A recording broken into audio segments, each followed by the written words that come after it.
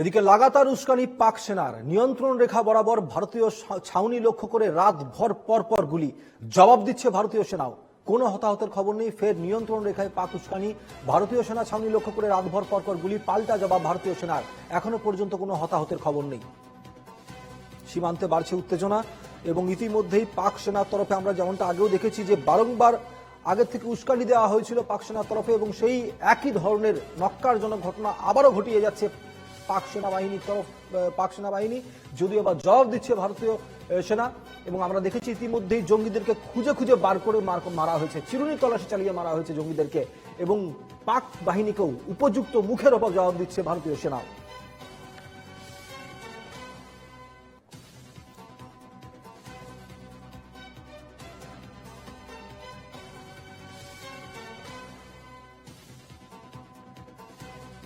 সীমান্তে বাড়ছে অস্থিরতা। নিয়ন্ত্রণ রেখা বরাবর ভারতীয় ছাউনি লক্ষ্য করে গুলি চালাচ্ছে পাক রেঞ্জার্স, এবং অন্যদিকে ভারতীয় বাহিনীর তরফ থেকেও মুখের ওপর জবাব দেওয়া হচ্ছে।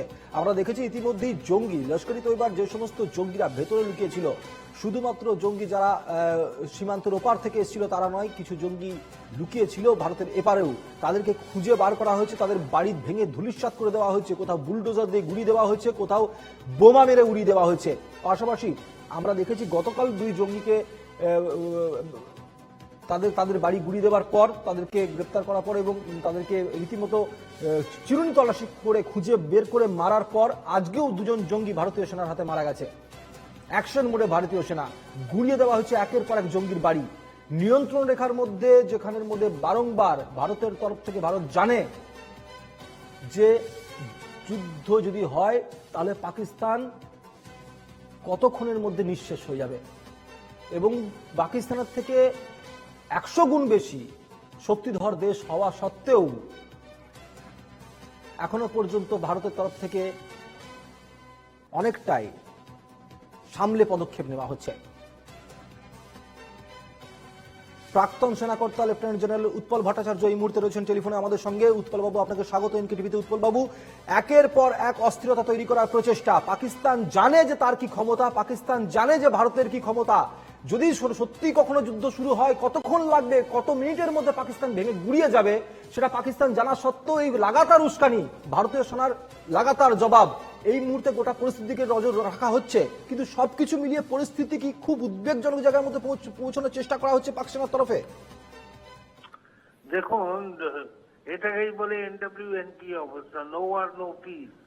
এরকম ওরাও দেখাতে চায় যে ওরাও পেছপা হচ্ছে না, আর প্রক্সি ওয়ারের এইটাই হচ্ছে ফেল।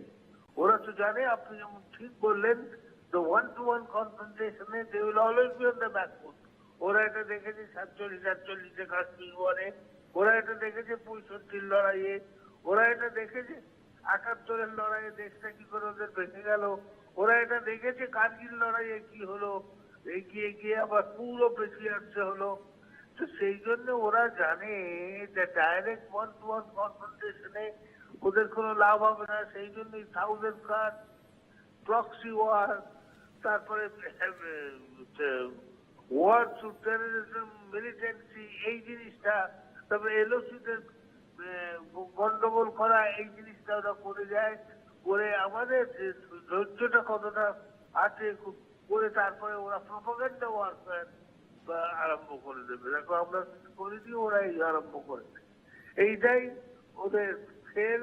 আর এতে আমাদের সংযত হয়ে ঠিক মেজার্ড রিয়াকশন, মেজার্ড রেসপন্স যেটাকে বলে, সেইটাই আমাদের করতে হচ্ছে। একদমই ধৈর্য ধরা হচ্ছে উৎপল বাবু, কিন্তু এই ধৈর্য কতক্ষণ থাকে সেটাও কিন্তু একটা বিষয়।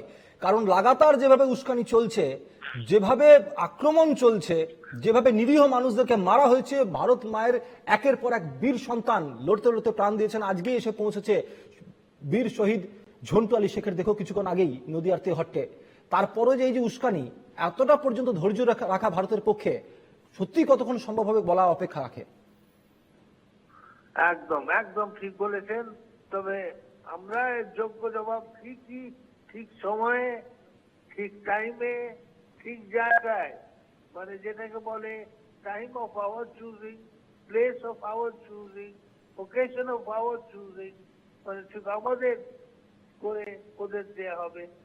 সারপ্রাইজ হচ্ছে সব থেকে বড় একটা লক্ষ্য, যাতে আপনারা ম্যাক্সিমাম আঘাত আনতে পারে। বেশ, ধন্যবাদ। সঙ্গে ছিলেন কর্নেল উৎপল ভট্টাচার্য, অবসরপ্রাপ্ত সেনাকর্তা।